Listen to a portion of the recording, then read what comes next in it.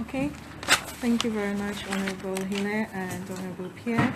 We are also joined by the first Deputy Political Leader of the St. Lucia Labour Party, Honorable Alpha Batiste, and also MP for Vieux Fort North and St. Lucia Labour Party spokesperson for Agriculture, Honorable Moses Jabatis.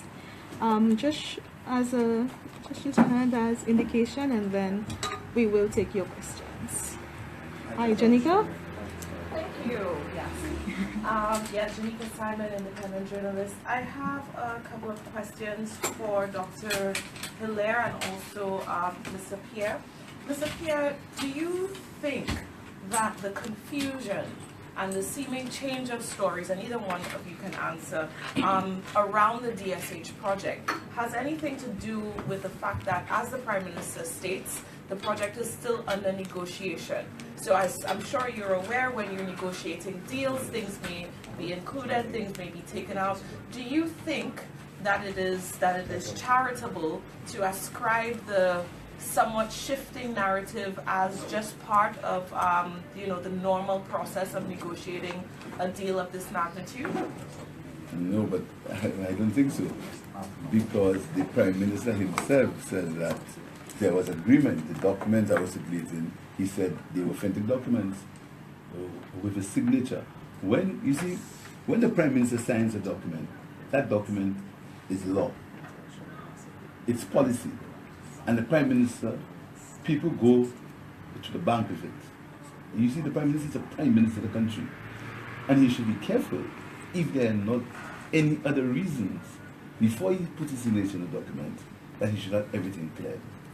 And it's the same Prime Minister who makes hay out of a comfort letter. But he signs an agreement and then says to the public he wants to renegotiate what he signed. Second question, why do you think, or why are you calling for further details of the agreement to be made public when the previous administration announced deals that were already a fait accompli? The previous administration has never announced any deal that entails 1,000 acres of land, that entails shifting hundreds of residents, that entails moving an abattoir, that entails moving a rubbish dump, that entails dealing with a national reserve. Never. And my third question for now, on a Friday talk show, the former Prime Minister, Dr. Anthony, criticized the Pearl of the Caribbean proposal, partially because of the proposed development on Sandy Beach. And he indicated that this was the largest portion of open space beach, or the last available open space beach in the south.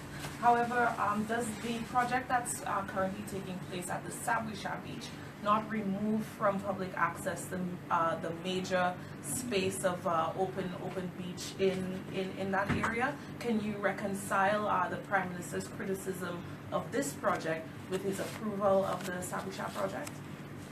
But I mean, I do not see necessarily as a contradiction, because he is saying the only expanse of beach in the south that is readily available for the entire south is Sandy Beach, and that its use must be clearly regulated, and the purposes for which it was going to be used, including building a causeway to Murray Island, was unacceptable. But that's different to saying you can build a hotel in Shabusha, persons can still have access to the beach, there is no desecration of the beach. What was going to happen at Sandy Beach was not just a hotel being built, and the politically made a point. This is not just a single hotel being built somewhere on a beach. The expanse of it, the transformation, the desecration of Sandy Beach cannot be compared with a small boutique hotel being built at Shabusha. I think the scale, the scope, and the consequence is vastly different. Okay, Michael?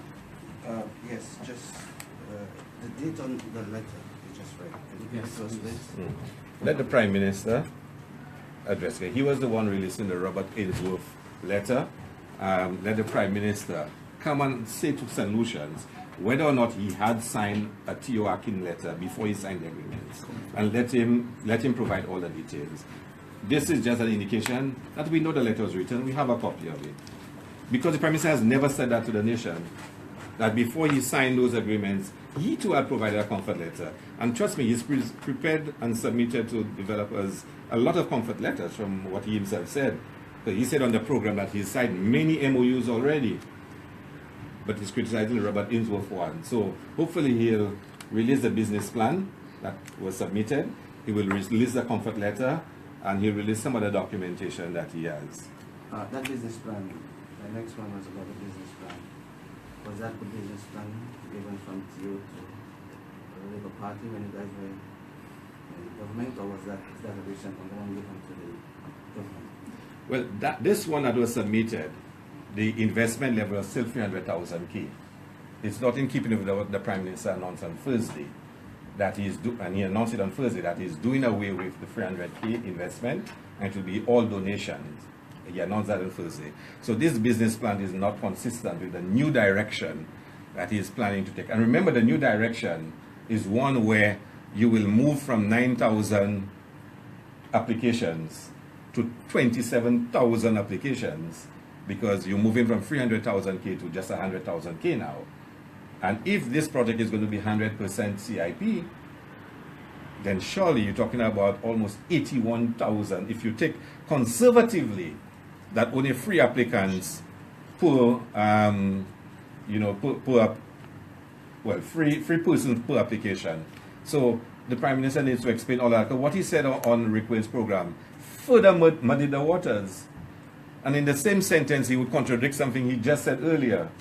And I think there is even more confusion now, and he alone can provide us with clarity on those things. You said quite a lot, the documents you read from there. Yeah, and you'll get a copy of it, huh? Wonderful.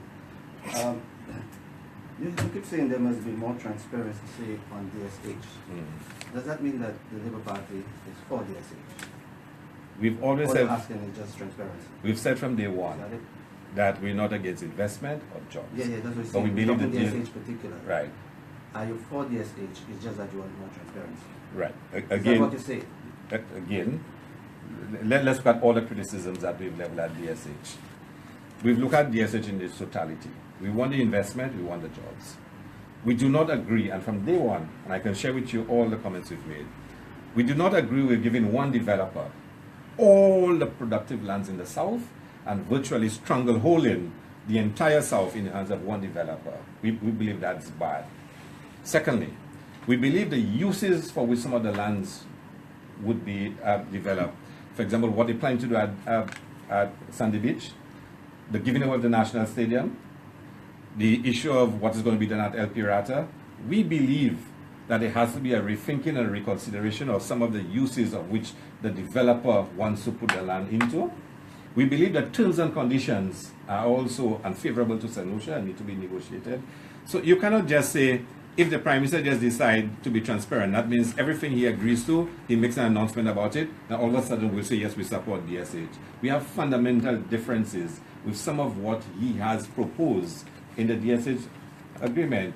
So you cannot just take one point out of it and say, well, okay, if that is satisfied, everything will be okay. We don't think so. The equine disease-free zone is a major concern for the South, a major, major concern. And we believe it is a matter that has to be handled, and it has to be negotiated, and it has to be dealt with great sensitivity. We believe what becomes of Bruceville is something that has to be discussed and negotiated. So it is more than just transparency.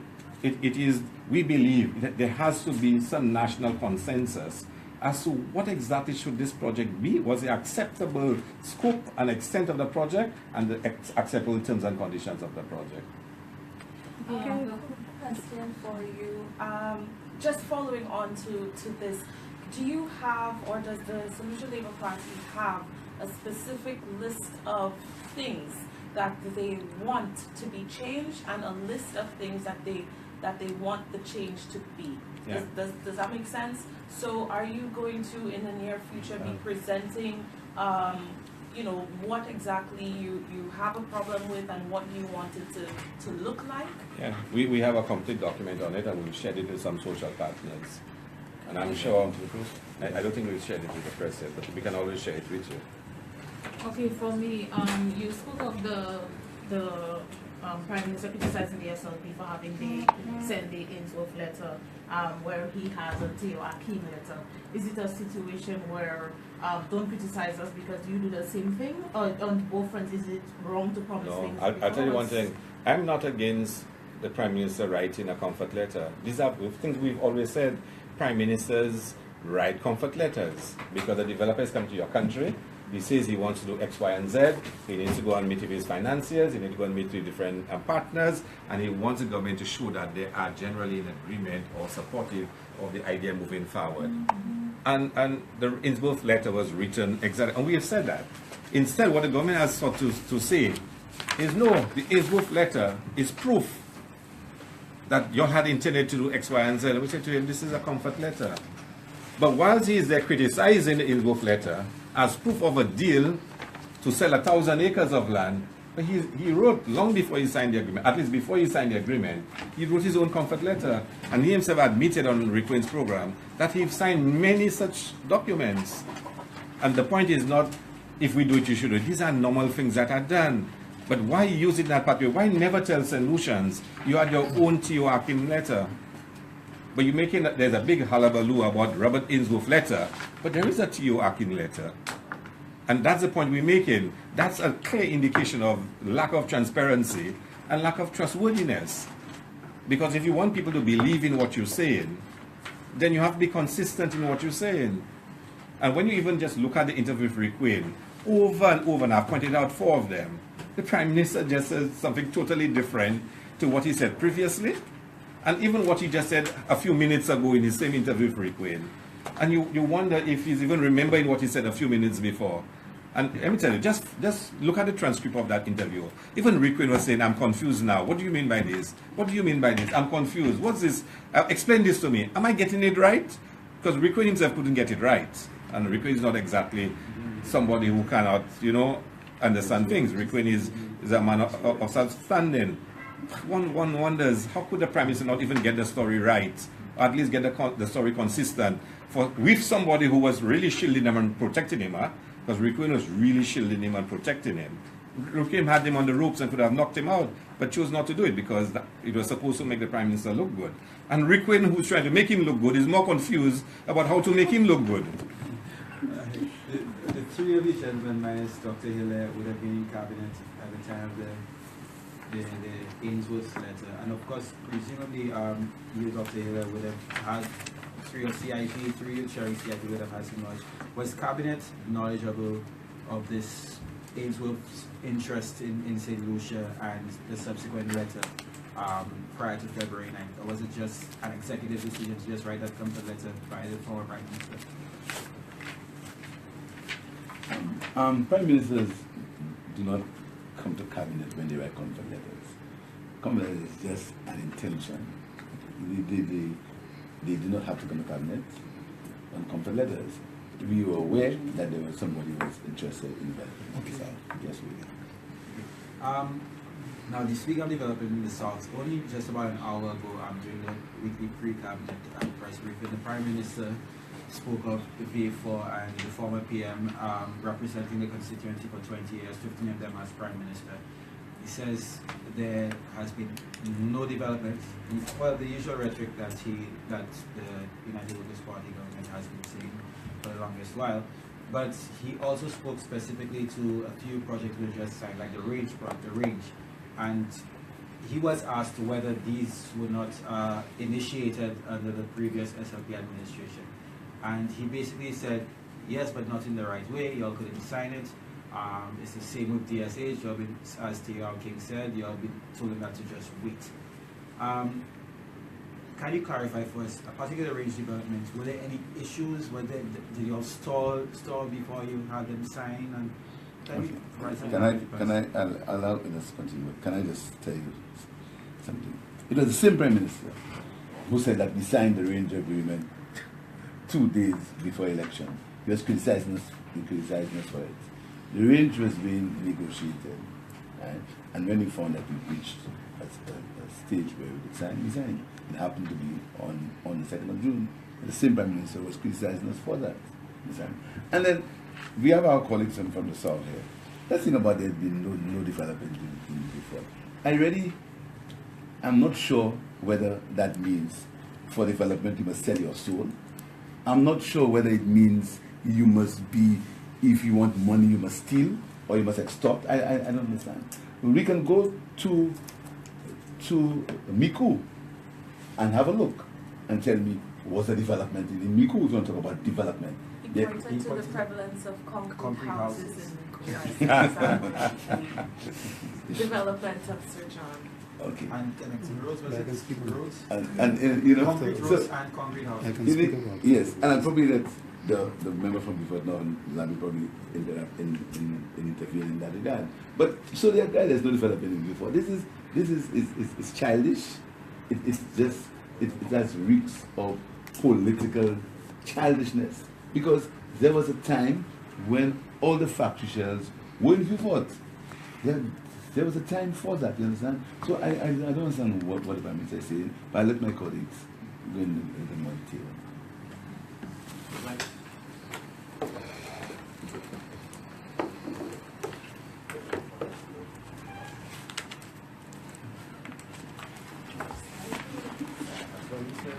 Yes, good afternoon. I wish to start by indicating that the Prime Minister at the political meeting of the United Workers' Party on Wednesday did something that many tyrants in world history have done.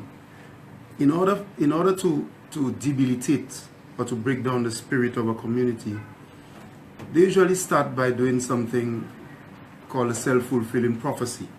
So the Prime Minister referred to the people of Beaufort as being from a ghetto, and indicating that it is better for them to be from the Pearl of the Caribbean, asking the people in the meeting to repeat after him that they will no longer be from Beaufort but from the Pearl of the Caribbean, and it would be best for them to be from the Pearl of the Caribbean rather than from the ghetto. This is a very serious statement, and we take umbrage to that statement.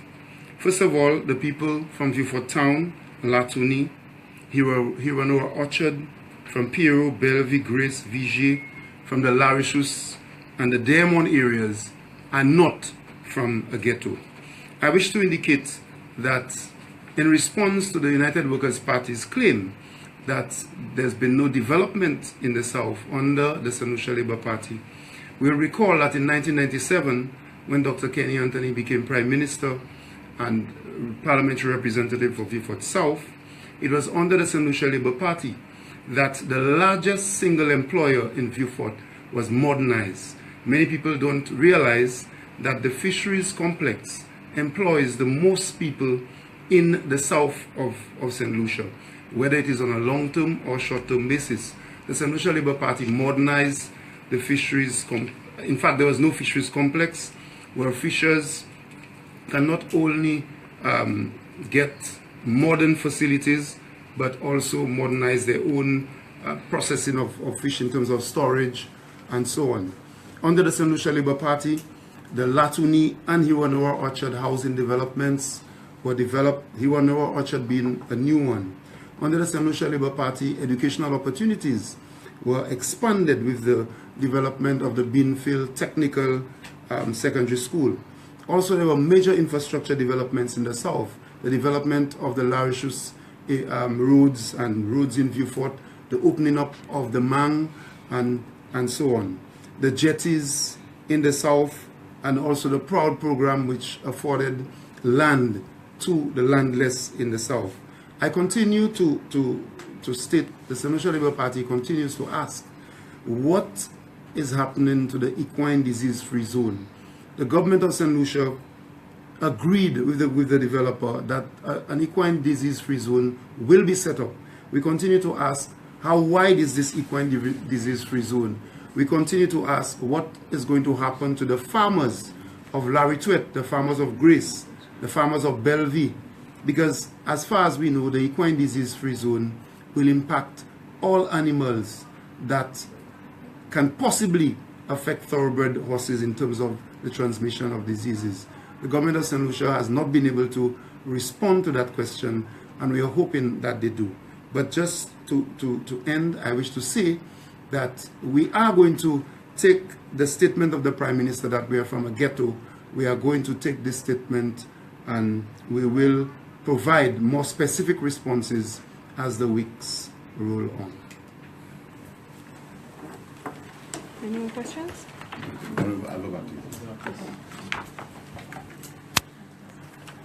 Yes, thank you very much. I would first of all like to align myself with the interventions of my colleagues, my leader and our spokesperson on investment, as well as the MP for Beaufort North and our spokesperson on agriculture.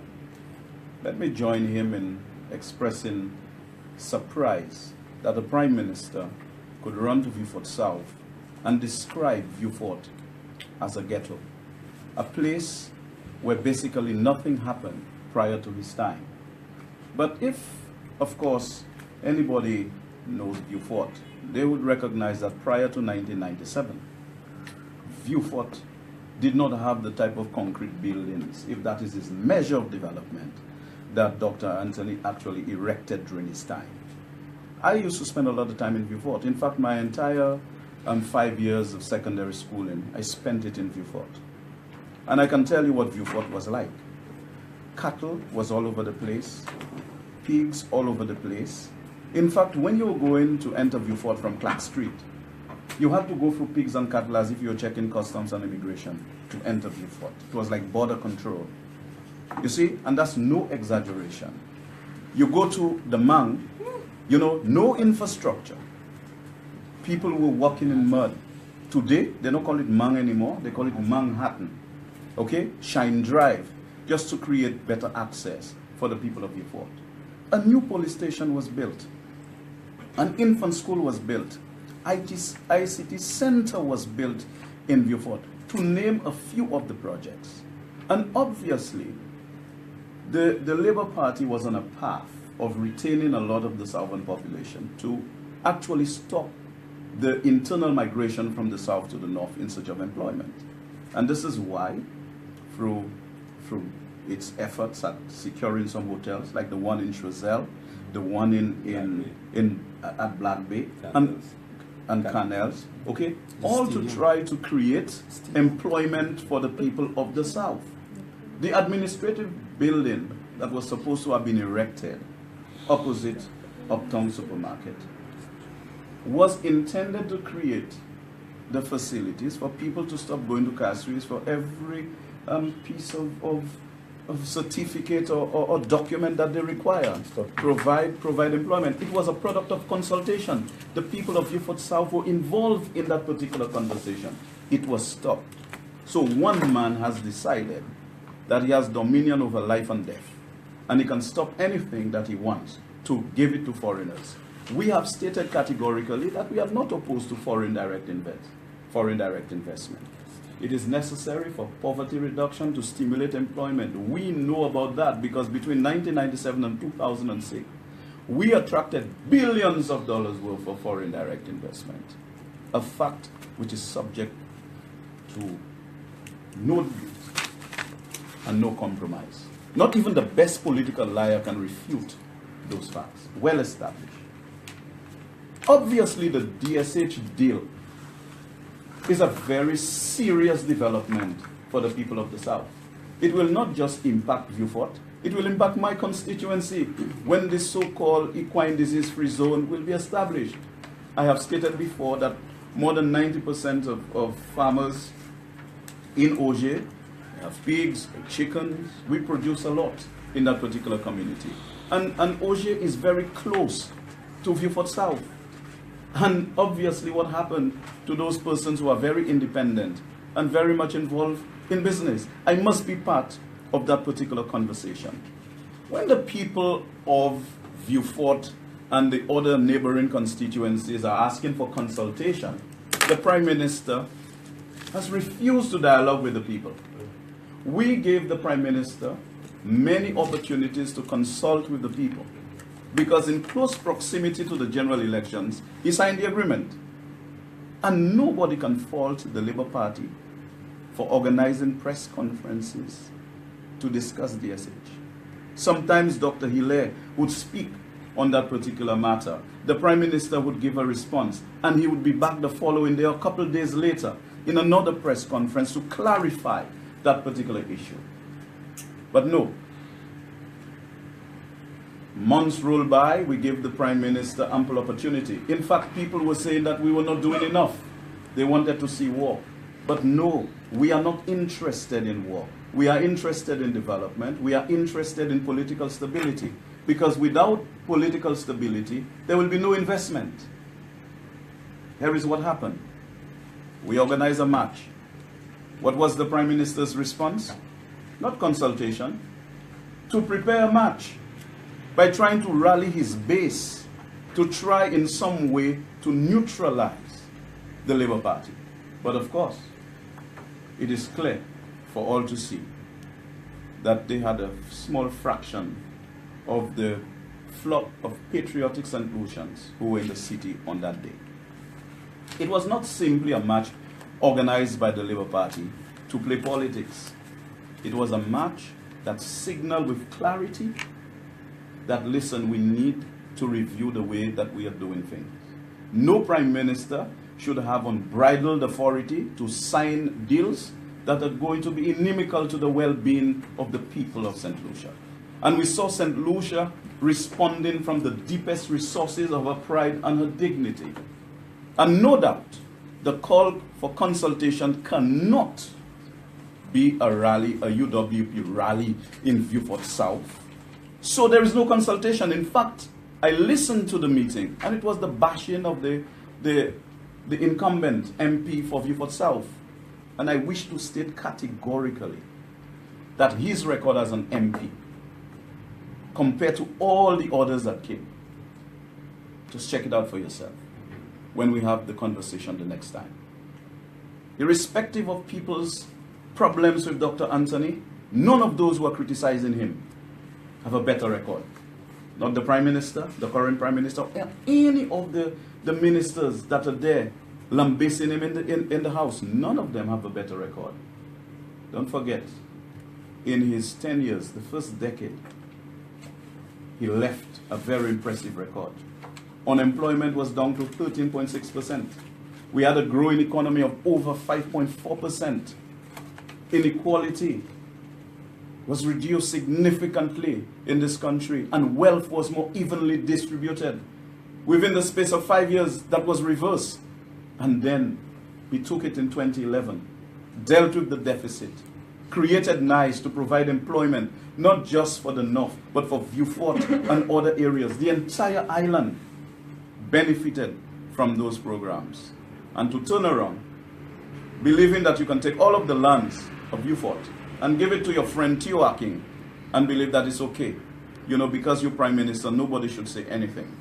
I know for a fact that there is no reality to any causeway and no buildings being erected at Sandy Beach. They can forget about that. Theo Aking will not even build a cage on Sandy Beach. And the people of Vieux-Fort South and neighboring constituencies will not allow him to build anything on Sandy Beach. So they better retreat from that conversation. I believe the concern is that taking those lands and locking it in the hands of a single investor for 99 years. This is our major concern. But let me make it clear. Any deal that is not in the best interest of the people of St. Lucia will be opposed by the St. Lucia Labour Party. Any deal which is inimical to the well-being of this country and our people, we shall get out of it. And that's what it is.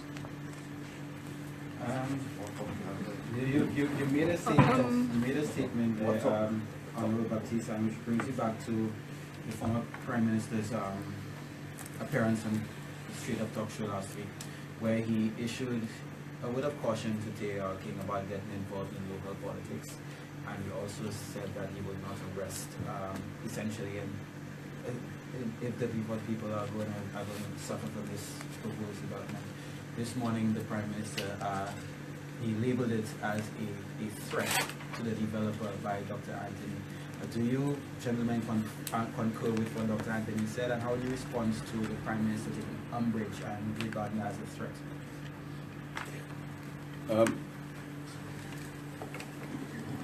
First and foremost, DSH in its current form is the biggest threat to Vieux Fort, the South, and St. Lucia.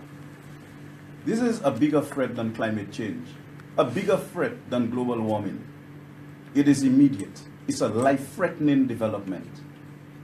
And do you expect a former Prime Minister, do you expect the MP for the area would greet such a development with music and flowers? This is not Romeo and Juliet, you know. This is a very serious matter that will impact the lives of people for an entire century, and of course, after that, can St. Lucia ever recover from such a disaster? And the language that is necessary in that context cannot be a romantic set of words. We need to speak with the necessary firmness. The Prime Minister has never been, the former Prime Minister has never been a man who just say things lightly. It takes time. That's why a lot of people sometimes used to say, you know, you need to act very cautious. So when he makes statements, it's not about just threatening anybody, but actually acknowledging the seriousness of that project, the gravity of the problem. Can St. Lucia be able to repay T.O. Aking $1 billion? Can we realistically do that? Every year we present our national budget of approximately $1.5 billion EC dollars.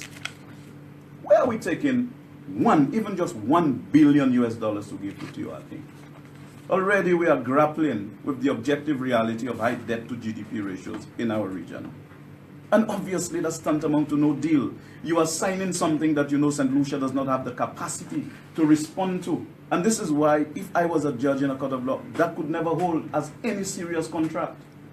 You are taking the lands that belong to the people and giving it to a foreigner, one foreigner. We are investing everything in that particular project. We are the investor. We bear all the risk and we get nothing for it. The people we are sending to SAFA today, the people we are actually facilitating in getting bachelor's, master's, and PhDs today for us to build a new St. Lucia, you think they will agree for us to put billions of US dollars into a project for them to bathe horses? You think that is going to be legitimate? And in fact, they said they have a business approach to running government. If that is the idea of being serious businessmen and women, well, I do not know what it is if they are not running it along business lines. What businessman, what serious businessman would give away everything and get nothing in return? Yeah, but who are the shareholders, he's saying in his thing? The people. If the people are the shareholders are saying to you they do not want that project. The agreement says clearly it's yes, not a partnership. Right. So T.O. Aking now is the new God. And just now we'll have to worship him, just like Nebuchadnezzar came with his image and everybody had to bow. Well, we are like Shadrach, Meshach, and Abednego. Question for the panel. It seems as though your questions or your pressure has actually yielded some results. Clause 5 in your statement about the horse racing being, or thoroughbred purchases being a qualifying investment, the Prime Minister has said that he is no longer in favor of that aspect of it. He did say, I think that was at the press briefing that we had with Mr. Aking and himself, that thoroughbreds, you know, are a kind of a fungible good. They die, they get sick, and so he actually did say that he was not in favor of that particular aspect. But he wrote it in his letter, Well, as I was making the point before, that it seems to be still a fluid agreement, so things are changing. But yet the Robert Ilbuf letter was definitive. There we go. Question about statement 6, that you're not in favor of having lands leased at $1 per acre for 99 years. The pushback from the government of St. Lucia is that peppercorn leases are, you know, something that we have seen in previous agreements, and they're something that is quite standard. So I would like you to expand a little bit on why you're so against that thing. And then let me get the last one out. The security of investment provision, that is number 18 on on your list, looking at the framework agreement, clause 18.1 says, except as otherwise provided in this agreement. It's about, oh sorry, this is 19. 18.1 is in accordance with 17.1 above, the government undertakes to refrain from committing any act or omission which has a materially adverse effect on the master developer and or the approved project, etc., giving the master developer the right to take legal action. I would like also some clarification as to why you oppose that particular clause. Okay, let's deal with the second one. Sure. You know, the idea of land for $1. Where have you seen nearly 900 acres of land going for $1? It's the volume, you know, it's not what the Prime Minister doesn't understand is the volume of land that's involved in it. It's annexing the whole of Vieux Fort. I don't know if you've gone to us for yourself and taken a walk or drive and see what's involved. And that's the issue we have. It's not the issue of 10 acres or 20 acres. It's the volume. And any right-thinking citizen would understand the concerns of people when nearly 900 acres of land is given to one man for 99 years. So that question, that pushback by the government doesn't make any sense. Let Dr. Hiller deal with it. I'll tell you something, Danica. What the Prime Minister said on Thursday evening makes the lease of land $1 an acre for 99 years even more reprehensible. Here it is, here what the Prime Minister said. The racetrack, where he claims that's the only land in his view that will be leased at $1 an acre. He knows it will not make money. He says that.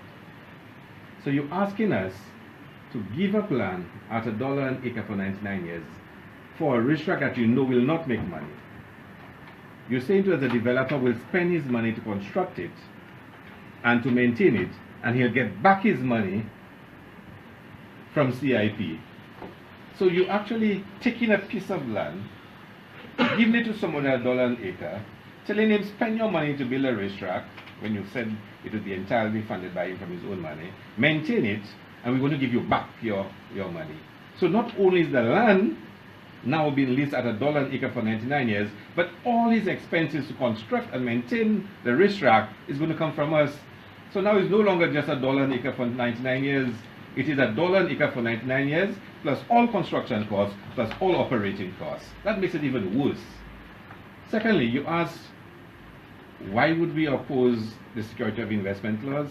Danica, just read it again. What it says, the government of St. Lucia must not do anything in this country by way of economic policy that in the view of the developer will affect the profitability of the project. So in other words, if the government essentially decides tomorrow we want to take X action, the developer can say, you know what, sorry, I believe if you do this, it will affect my project in Vieux Fort, and therefore the government must not do it, or else I can sue you all. It means any economic policy, any taxation policy, any marketing and promotion of St. Lucia that the developer decides will have any impact on the project, he has a right to tell the government you must refrain from doing that.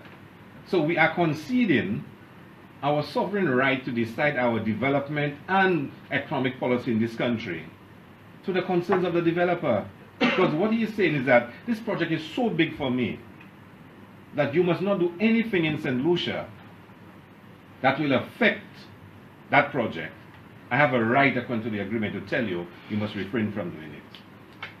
So all you've done, you've placed one developer above policy making in this country. Anything you do from now on, we almost have to ask him, do you agree with this? Would you say this violates that clause? Because you've signed an agreement that says we'll refrain from doing anything in this country that will affect this project.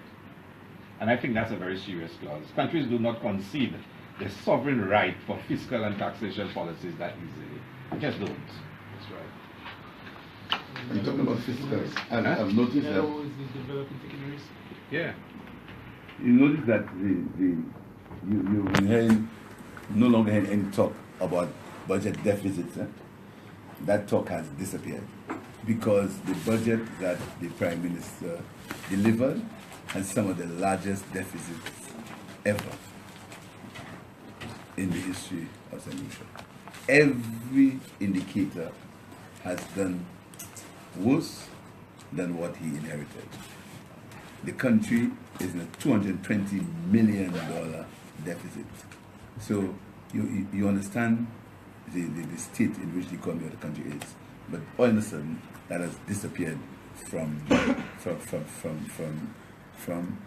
atmosphere. But I want to tell you that the budget the Prime Minister delivered, as indicated by the financial statement, will put the country, if it continues on this trajectory, into the hands of the IMF. Okay, last question for me. Given all that has happened, the SLP has indicated, well, at the rally, the meeting on Wednesday indicated that they put the country on hold and stop or shut down and riot and continue. No. The SLP never said we will shut the country down or put on a riot. We never said so. Okay, but is the SLP still willing to sit down with the government and have Yeah. dialogue? Sorry, you were late. Our statement clearly states that, if you note, when I spoke on the way forward, I said, secondly, I said, we will seek to engage the government in a direct way. We intend, as we always ask, to talk to the government if they want to talk to us. But knowing the government's history for the year they've been in government and their treatment of anybody who opposes them, including the treatment of the National Trust, I'm not sure whether the officer leader of opposition will continue to get funding. Prime Minister. Knowing the way the government treats opposition, so because you understand this office has been funded by the government, But by the parliament. did say that there's nothing to discuss because it's under negotiation, so there's nothing to discuss with the But opposition. if they decide not to sit down or to even give air to your concerns, what is the next step of the Well, SLP? we laid out clearly what our steps will be in my statement. Can we just, for DSH's side, can we give us a preview? June 20th, what shall we expect from the opposition as it relates to the continuation of the debate? Well, that is still on. Yeah. Well, the opposition will continue from where the Honorable Minister there ended. I mean, we think, as I said, we think that the budget is reckless. The financial statement shows that the government is reckless. We think that the budget has a great dependence on foreigners and doesn't speak to the soul of St. Lucia, to what St. Lucians can do, to what St. Lucians can achieve, what they have achieved and what they will achieve. We think that the budget is reckless, as I said. So we continue our opposition to the proposal on the budget. But the cat and mouse game, sorry, I always chuckle when I hear, but it appeared to me as a cat and mouse game, and the government, neither the government nor the opposition wanted to speak. Now, should the government continue wanting the opposition to contribute before they go to the vote, will you guys go along with that? Well, the opposition had always agreed that we would be the next speaker. We'd always agreed. And then we'd always said that when the House convened again, we'd expected it to be the next day, we would have been the first speaker, and that position holds. But all this time, the Prime Minister made statements he'd be out of Ireland, this and that. He was at Cabinet this morning. I'd assume that he'd be here for this week. Couldn't we have had the debates continue this week instead of waiting so long? But that's a question you must ask the Prime Minister himself. It just shows you I think something. What this government is developing in less than a year, it's a level of arrogance that is unheard of. I think I don't know if you are following that.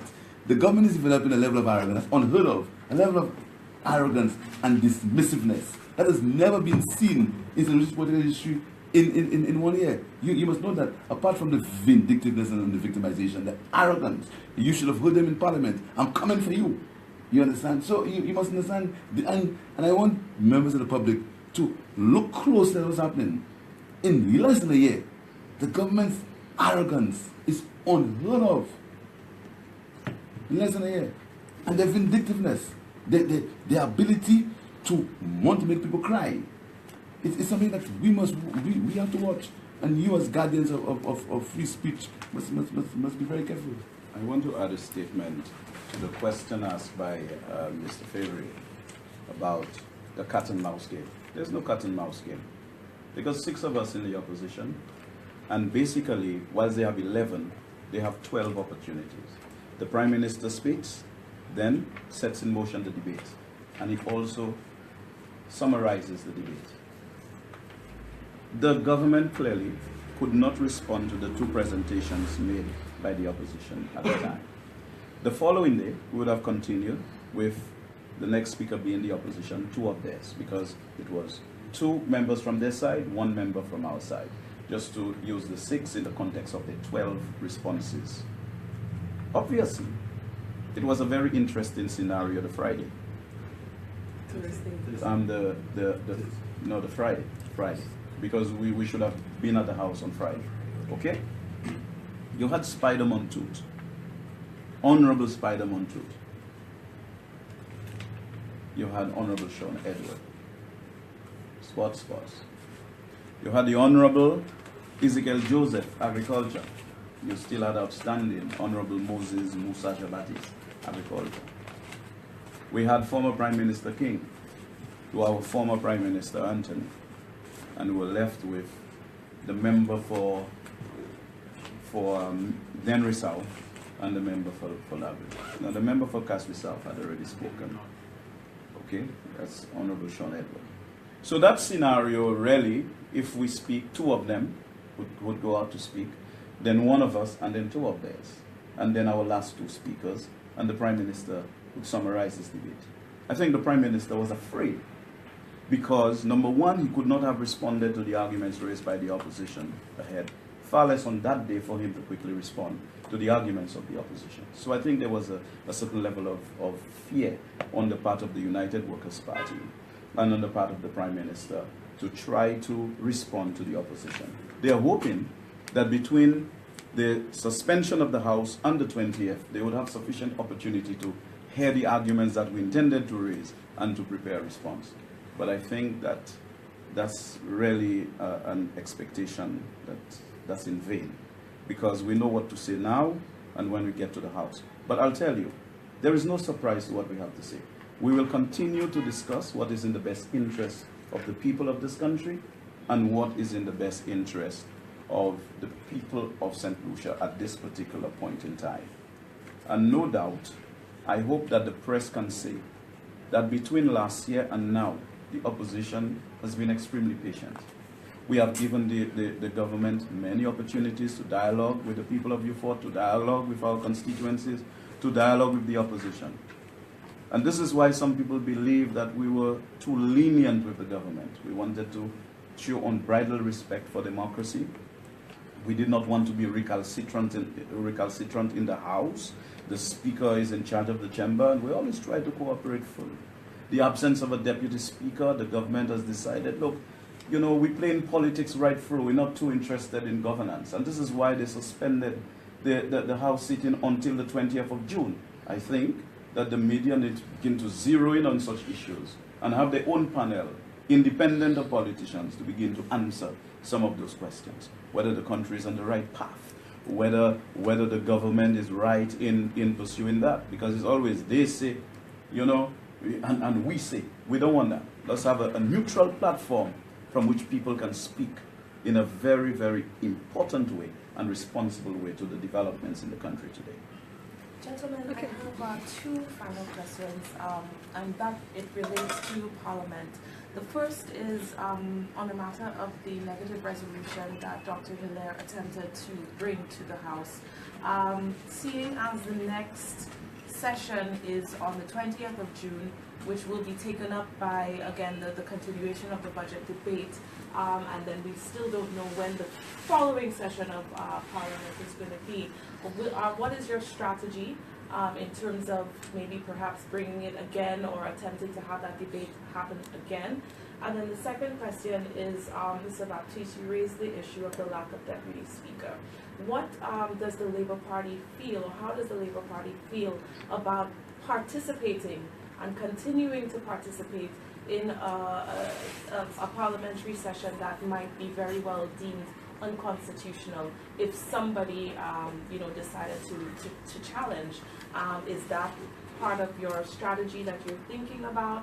How does the country reconcile if the government has seemingly decided that there will be no parliament deputy speaker, and in fact the previous sitting of the House, the speaker did not open by asking for nominations. She did not. She went straight to announcements. So what is the strategy of the Labour Party where that's concerned, to bring the sitting of Parliament back into the constitutional framework? Oh, also I have a third question about the CIP. The Prime Minister lodged a abbreviated report, I don't even know what to call it, and he indicated that the full report would be available to any parliamentarians who requested such. Have you guys had any? That's not what the law says. The law says it must be laid in Parliament. I understand what the law says, sir, but I'm just telling you that when the Prime Minister gave his abbreviated report, he indicated that should a parliamentarian want to see the full report, they can request we will not be requesting it. We think the Prime Minister should observe the law and lay what the law says in the Parliament. So we're not going to be requesting through any back door any arrangement as far as that's concerned. We're not going to be doing that. None of my parliamentarians will be doing that. We're not. On the first question to do with the negative resolution, there are two options. Either the Parliament debates the negative resolution, because that's the law-making process that's required, and if it is not followed, then there's a question as to whether the practice that's been pursued is legitimate, because the process requires that. So it has to be followed. Or secondly, the government will have to pass new CIP legislation and new regulations. And I suspect the government, rather than come and debate with us in the House, might want to choose to come out with new CIP legislation and regulations. Already all the announcements we heard the Prime Minister have been making about CIP, they're all illegal. They're not consistent with the legislation and the regulations. But that's another story for another day. Today we're focusing on DSH, and let's not get the water too diluted. At the right time, I assure you, the St. Lucia Labour Party will do what's necessary to ensure the laws of St. Lucia are followed.